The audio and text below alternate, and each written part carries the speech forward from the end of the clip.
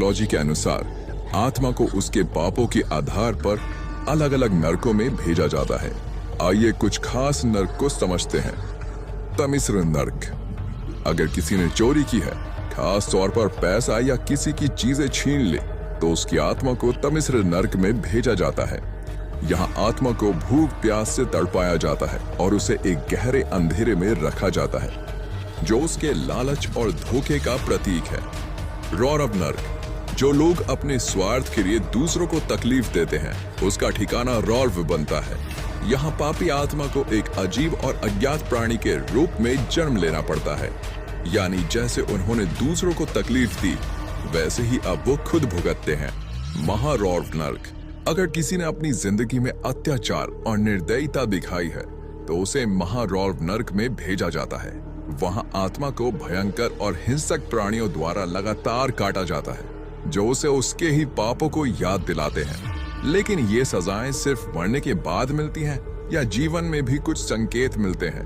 गरुड़ पुराण के अनुसार कुछ गलतियां ऐसी हैं जो जीवन में ही बड़ी परेशानियां खड़ी कर देती हैं और मरने के बाद भयंकर नर्क का रास्ता दिखाती हैं। ऐसी कौन सी गलतियां हैं जो नर्क की ओर ले जाती हैं? दूसरों को दुख देना। हम अक्सर जाने अनजाने अपने परिवार, दोस्तों या जान पहचान वालों को दुख पहुंचा देते हैं, लेकिन क्या आपको पता है कि ये एक गंभीर पाप माना जाता है? रामायण और महाभारत में भी ऐसे कई उदाहरण हैं। रावण, जिसने अपने अहंकार और गलत निर्णय से न सिर्फ सीता माता को कष्ट दिया, बल्कि पूरी लंका वंश का नाश कर दिया, उसे भी अपने कर्मों का फल मिला।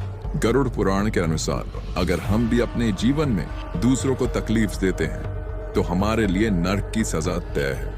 अपने कर्मों को ना समझना। कभी कभी हम ऐसे काम कर बैठते हैं जिनका परिणाम हमें खुद नहीं पता होता, लेकिन क्या ये बहाना हमारे कर्मों का बोझ हल्का कर सकता है? बिल्कुल नहीं। अगर आपने कर्ण की कहानी सुनी है, तो आप समझ सकते हैं कि कर्ण ने बिना सोचे समझे दुर्योधन की दोस्ती में कई फैसले लिए, लेकिन ये नहीं सोचा कि इसका परिणाम क्या होगा।